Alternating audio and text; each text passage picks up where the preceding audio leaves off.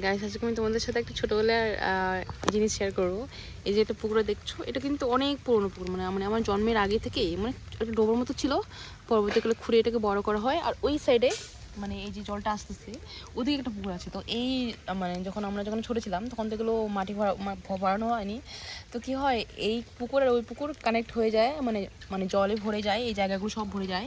আর এরকম জল যায় আর কি, যে দেখতে পাচ্ছি জলটা যাচ্ছে যে, আর মাছগুলো শিশি করে যায়। আর আমরা ধরতাম।